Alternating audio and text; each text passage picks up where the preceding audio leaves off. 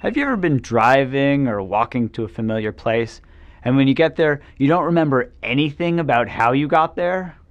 It was like you were on some autopilot going through the motions, but not really being there.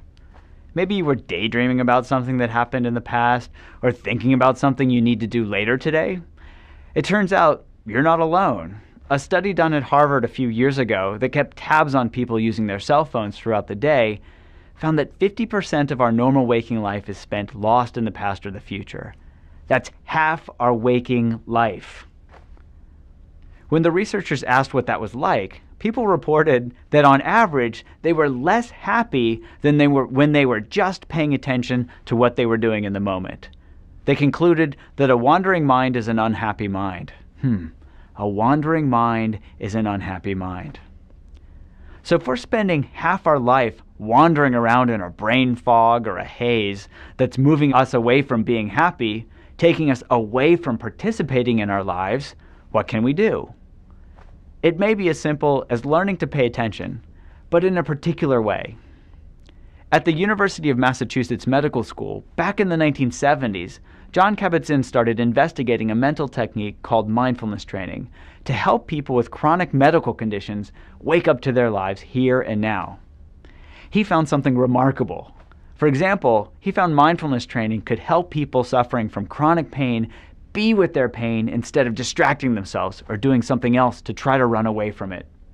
On average, half of these patients had a greater than 50% reduction of pain. 50% reduction in their pain rating. And these were folks who had failed all other types of pain treatment. These groundbreaking studies were the basis for what's now called mindfulness-based stress reduction, which is now known all over the world.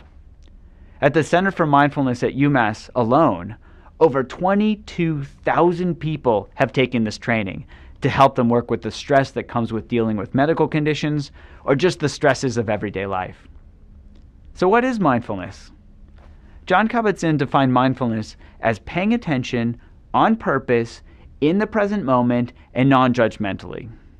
Well, what does this mean?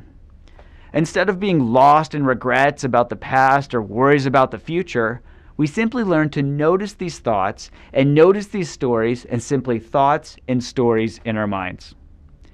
We can wake up to the fact that they're just stories, and then we get to decide if we want to follow the stories or not. Think of my hand as a thought. Think of my other hand as me. A thought comes up, and suddenly we're lost in this story. It takes me for a ride. Oh, I should have done this. Oh, I'm worried about that. It takes us all over the place, and it's exhausting. And these stories can come in all types of flavors. For example, maybe I get some new pain in my stomach. I've never had this type of pain before. It doesn't really feel like a stomach ache, and I can't really be sure. Suddenly I remember something I saw on television about stomach cancer, and I start wondering, do I have stomach cancer? And I get completely lost in this worry or this fear that I must have stomach cancer before even seeing if the pain goes away in 5 minutes. Or even if it sticks around for a while, going and calling my doctor to check it out to see what's going on. Our minds have such a wild imagination. Now we can pay attention to these thoughts, and by paying attention, letting go of them, and seeing them as just thoughts. We can see them come up and try to get our attention, and just by paying attention to them, not grab on or get lost in them.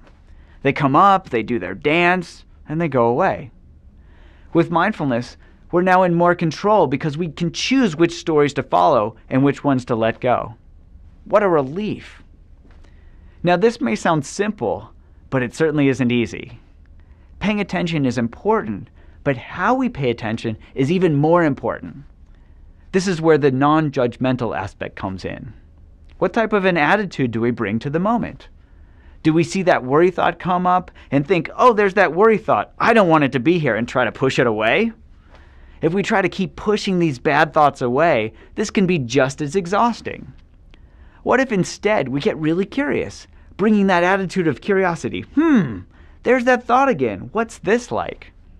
Or maybe you're one of those people that has these recurring self-judgmental thoughts over and over and over.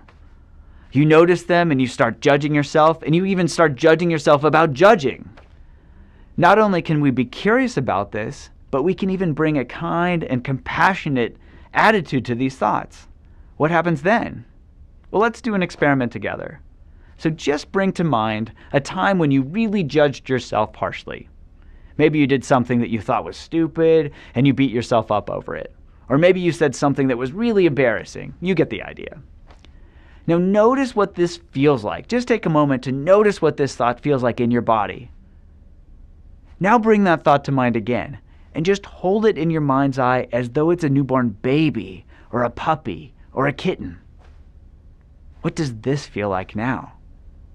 So notice how important this attitude is when we pay attention. Not only does it not add fuel to the fire of judgment or judgment of judgment or anger about being angry, it also helps us just hold these thoughts in our awareness so that instead of trying to push them away, they can just come up and go away on their own without us having to do anything about them. So you can try this today, anytime. The next time you get lost in self-judgment or worry, or you're just stressed out, see if you can just hold whatever that thought is kindly in your mind, cradle it like a baby, and see if this helps you let go. Now it's simple, but not easy. Mindfulness takes practice. Now if you want to learn more, you can simply visit mindfulnessinmedicine.org.